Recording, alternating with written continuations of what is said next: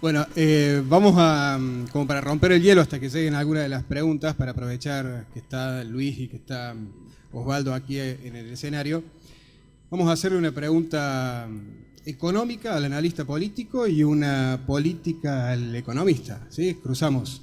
Recién Luis en su alocución decía que había una sensación de cambio y que lo económico no iba a gravitar en las elecciones. De hecho, eso se puede observar cuando uno analiza los discursos pre-paso y después de las pasos, antes de estas elecciones del próximo 22. ¿Va a haber una luna de miel en la economía entre la población y el gobierno de Cambiemos? ¿Hasta cuándo va a durar y cómo va a impactar eso en lo político? Bueno, es difícil ponerlo en tiempos, ¿no? Lo que sí es la realidad. Ya en las pasos ocurrió, la economía no estaba bien. Hoy la sociedad sigue sintiendo que todavía los brotes verdes no están llegando a las economías domésticas.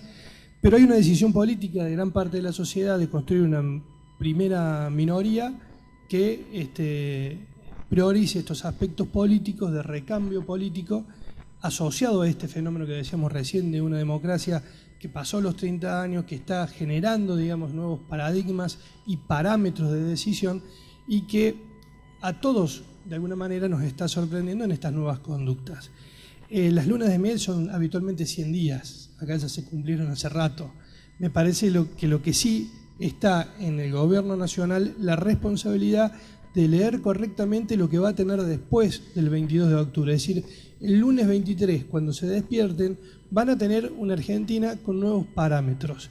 Y leer correctamente eso y no seguir jugando con el mismo esquema que los trajo hasta acá, va a ser importante plantearlo en estos términos, ¿sí? Verlo y administrarlo, porque probablemente esto que decíamos recién, que se cambie el punto de referencia y ya no sea solamente lo que pasó con Cristina, sino también lo que hicieron hasta acá, también a ellos les plantee tiempos mucho más cortos, es decir, empezaron jugando en una cancha de 11, pasaron a jugar en una cancha de 9 y hoy están en una cancha de 5, digamos, no tienen mucho margen, digamos, ¿no?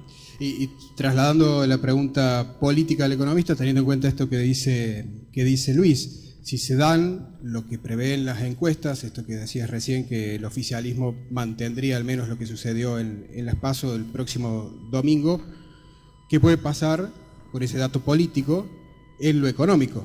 ¿Tendrá un impacto en la economía real? ¿Vendrán, por ejemplo, la variable clave para que el desarrollo sea sostenible, como son las inversiones?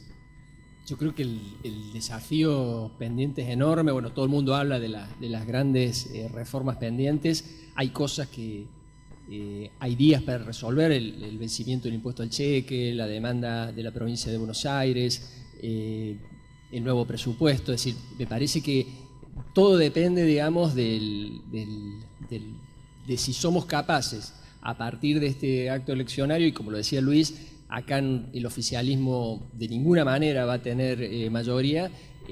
La clave es si elegimos bien qué opositor vamos a elegir que sea capaz de negociar con el oficialismo una salida racional a todos estos desafíos. Si eso se logra, yo creo que hay buenas razones para ser muy optimista en la Argentina. Si caemos, digamos, en una situación de conflicto, de inestabilidad, de demora en lo político, yo creo que tenemos serios problemas en el futuro próximo. Hay dos preguntas del público que hacen referencia a lo mismo, a cómo se espera que afecte la elección del domingo la aparición de un cuerpo allí en el río Chubut, que aparentemente todo indica que es el de Santiago Maldonado. Bueno, de hecho ya impactó que el presidente haya tomado la decisión y haya tenido la iniciativa de suspender el acto de cierre mañana jueves acá en la ciudad de Córdoba. Ya efectivamente está generando, digamos, una modificación en el comportamiento político de las principales figuras. Hay que ver si esto alcanza y termina gravitando, convirtiéndose de categoría institucional por la gravedad que implica en términos de lo que, si se confirma esto, podría llegar a ocurrir, si pasa de la gravedad institucional, si toma categoría política y se alcanza para convertirse en una categoría electoral este domingo. Me parece que todavía no va a alcanzar para modificar nada porque esto es un tema que recién cambia de categoría. Hasta acá era una noticia más. Estaba entre las noticias del día que no estaba siendo de las principales. Y obviamente no venía generando ningún tipo de influencia en el desarrollo político ni en el posicionamiento político del oficialismo. Me parece que la confirmación, si fuera así, de que es Santiago Maldonado, y lo que ya, la decisión que ya tomó el presidente de darle importancia institucional y política, claramente lo pone en el radar de la gente el tema desde otro lugar, y obviamente mucho va a pasar en estas 24 horas próximas, que por ejemplo están convocadas marchas para esta noche en Buenos Aires, y que, sobre todo de sectores de izquierda, y que mucho va a tener que ver el desenvolvimiento de esas manifestaciones. Ese es un proceso que se está desenvolviendo en este momento. Bien, está caliente todavía la información. Hay 3 preguntas para el ministro de Finanzas. Vamos a tratar de unificar algunas. La primera es, ¿cuál es la mirada del gobierno provincial sobre el futuro debate sobre la reforma laboral? Y otra tiene que ver con el impuesto a los ingresos brutos. ¿Qué puede hacer el gobierno provincial al respecto? Teniendo en cuenta también que ya hay otras jurisdicciones que han dicho que iban a bajar, aunque sea levemente, ese tributo. Sobre lo primero, bueno, obviamente es una competencia nacional, debió haber sido debate más intenso de la campaña electoral, lamentablemente no los hubo en la calidad y en la profundidad que se merecían. Puedo dar más mi visión personal que la del gobierno en ese sentido, porque no es un tema de gobierno provincial. Yo creo que sí que es fundamental un replanteo, una actualización de las relaciones laborales. Creo que, más allá de que está muy de moda el tema de la reforma laboral de Brasil, que me parece que, al menos por el caso de Argentina, yo le daría una orientación distinta. Me parece que el principal problema no es cómo va orientada la brasilera a temas que involucra más a la gran empresa. Yo creo que el principal problema laboral en la Argentina arranca en la mediana y se profundiza en la pequeña, y por eso ahí es donde deberíamos poner esfuerzos para buscar unas regulaciones laborales que sean más aptas para pequeños emprendimientos, y donde no solo es un tema legal, sino también administrativo, es decir, el funcionamiento de la justicia y de la administración laboral en general. Un tema muy complejo y muy importante, y que ojalá forme parte de los debates. Obviamente no es algo para resolver antes de diciembre, pero sí mantenerlo latente. En relación al tema de reforma tributaria, siempre hemos insistido en que también es un tema vital y que la provincia no está exenta, digamos, de ese debate, porque administra un sistema tributario y donde hay dentro del ranking, digamos, de los malos impuestos, tenemos varios que están bastante arriba dentro de la posición, y uno es el de ingresos brutos. Hemos sido un poco campeones en insistir en la importancia de no solo reformarlo, sino directamente eliminarlo y buscar alternativas de sustitución del financiamiento, pero creo que es muy claro y obvio, y un poco lo que expliqué en mi exposición del centralismo lo confirma, en cuanto a que no es algo que pueda hacer autónomamente la provincia. Podemos hacer cosas puntuales, por ejemplo, en el caso de la obra pública se eliminó ingresos brutos, pero no sería imaginable que una provincia sola elimine ese impuesto. Es decir, no es casualidad que ingresos brutos lo tenga Córdoba, pero lo tenga Santa Fe, gobernada por otro país, lo tenga tan o más alto la Ciudad Autónoma de Buenos Aires, donde estuvo Cambiemos desde hace mucho tiempo, o lo tenga la provincia de Buenos Aires. Acá hay un factor estructural que explica por qué las provincias acudieron a ese tipo de impuestos.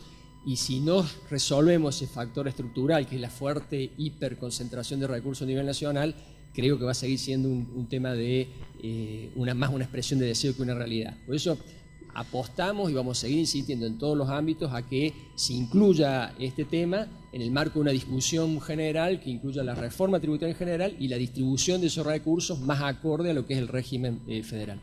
Últimas 2, hacemos una para Luis y otra para Osvaldo. Para Luis tiene que ver con los políticos tradicionales. Acá preguntan si la gente se cansó de los políticos tradicionales.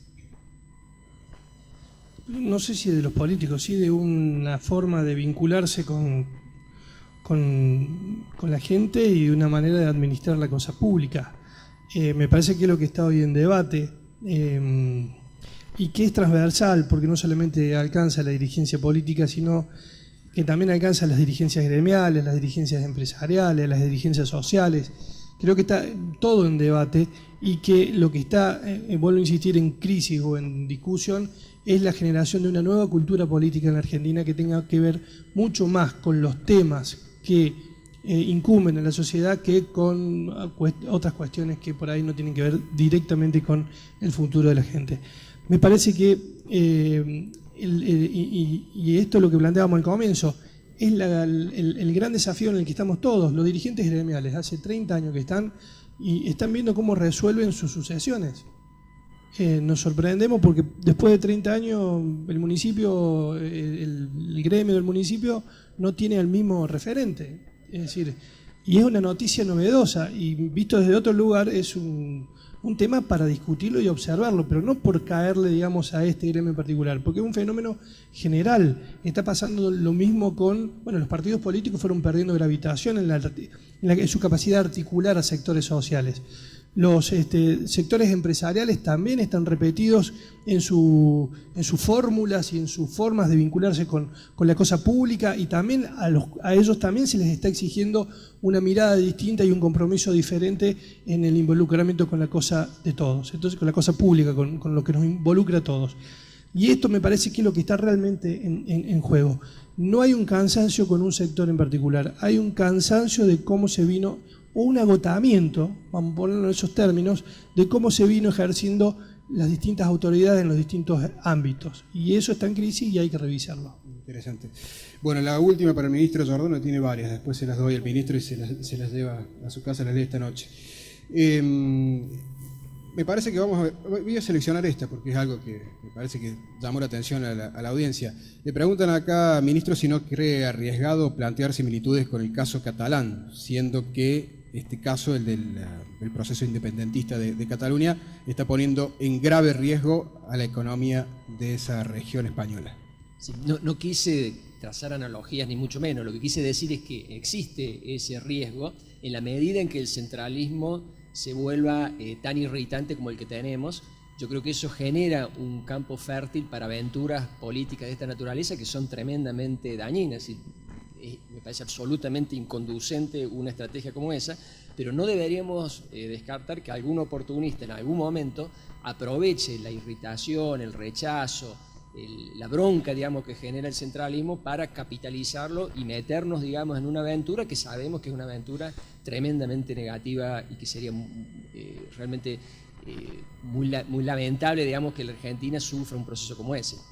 Bueno, le agradecemos entonces a Luis D'Alagrio, el titular de la consultora Delfos y analista político, y al ministro de Finanzas Osvaldo Giordano.